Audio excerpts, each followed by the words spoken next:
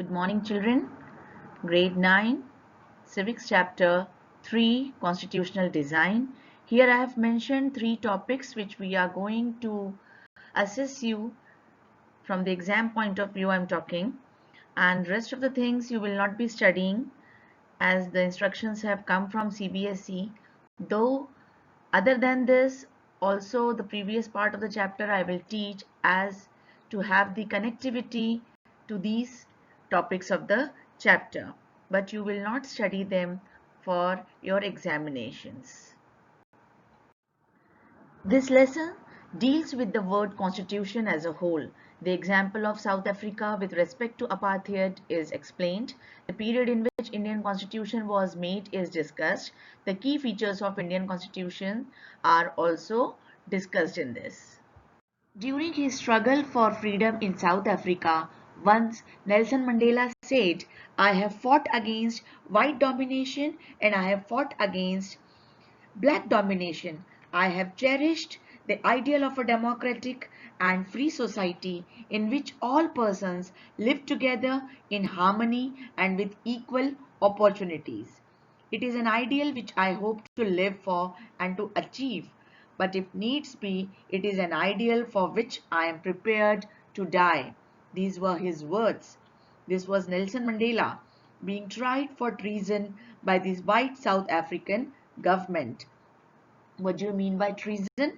Treason means the offense of attempting to overthrow the government of the state to which the offender owes allegiance. He and 7 other leaders were sentenced to life imprisonment in 1964 for daring to oppose the apartheid regime in his country.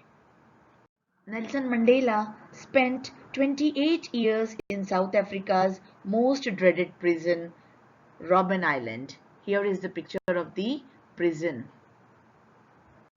Apartheid was the name of a system of racial discrimination unique to South Africa.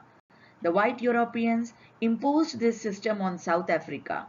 During the 17th and 18th centuries, the trading companies from Europe occupied it with arms and force in the way they occupied India. But unlike India, a large number of whites had settled in South Africa and became the local rulers. The system of apartheid divided the people and labeled them on the basis of their skin color. The native people of South Africa are black in color. They made up about 3/4 of the population and were called blacks. Besides these two groups, there were people of mixed races who were called colored and people who migrated from India.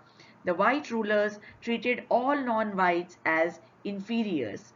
The non-whites did not have voting rights. The apartheid system was particularly oppressive for the blacks. They were forbidden from living in white areas. They could work in white areas only if they had a permit. There were separate schools and universities, separate shopping centers, separate coaches in trains. Marriage between persons belonging to two races was a criminal offense. There were restrictions on movement from one place to another. Non-whites had no votes. The policy of apartheid denied human rights to the non-whites. Trains, buses, taxis, hotels, hospitals, schools and colleges, libraries, cinema halls, theaters, beaches, swimming pools, public toilets were all separate for the whites and blacks. This was called segregation. They could not even visit the churches where the whites worshipped. Blacks could not form associations or protest against the terrible treatment. Since 1950, the blacks, colored and Indians fought against the apartheid system. They launched protest marches and strikes. The African National Congress (ANC) was the umbrella organization that led the struggle against the policies of segregation. This included many workers' unions and the Communist Party. Many sensitive whites also joined the ANC to oppose apartheid and played a leading role in this struggle. Several countries denounced apartheid as unjust and racist.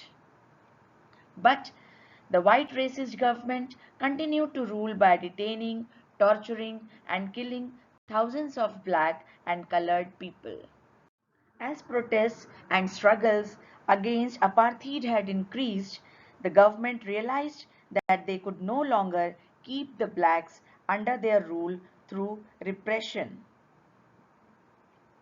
Because of the increasing protests and struggle, the white regime changed its policies.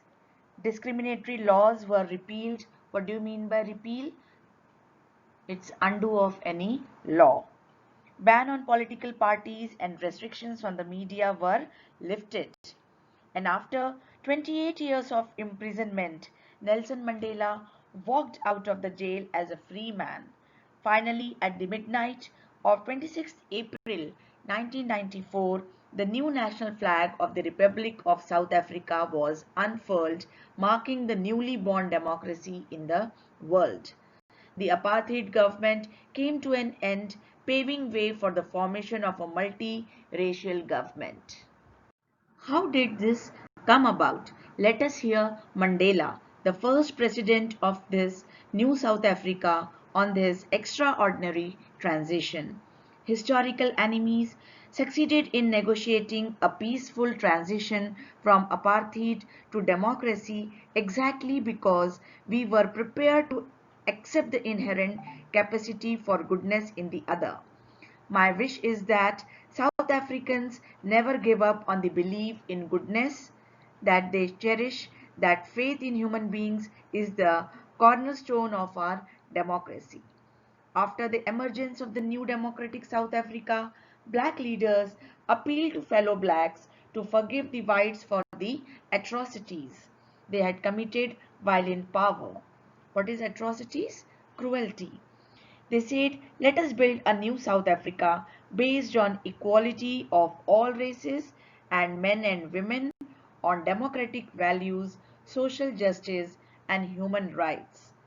The party that ruled through oppression and brutal killings and the party that led the freedom struggle sat together to draw up a common constitution. After 2 years of discussion and debate, they came out with one of the finest constitutions the world has ever had. This constitution gave to its citizens the most extensive rights available in any country. Together they decided that in the search for a solution to the problems, nobody should be excluded, no one should be treated as a demon.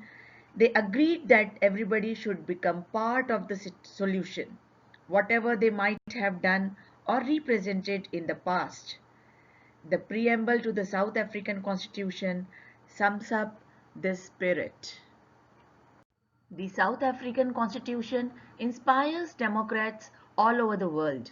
A state denounced by the entire world till recently as the most undemocratic one is now seen as a model of democracy. What made this change possible was the determination of the people of South Africa to work together, to transform bitter experiences into the binding glue of a rainbow nation. Speaking on the South African Constitution, Mandela said, the Constitution of South Africa speaks of both the past and the future. Children, here are these two thinking activities. You will not be doing it in your notebook. Please do not get confused with anything. This is only for your thinking. You can discuss this with your parents or your friends. It is up to you how you are just thinking and doing. And apart from this, again one more thing, I am reminding you that this lesson, this beginning of this chapter we had just taken up, though it has been scraped by the CBSE, but I have taken this to connect it with the coming topics. Otherwise it would be difficult for you to understand. So we are not assessing you on this. You will be only reading and understanding and listening this chapter's previous part to understand your upcoming topics of the same chapter. Now till the next class, till here only we are doing. Thank you very much.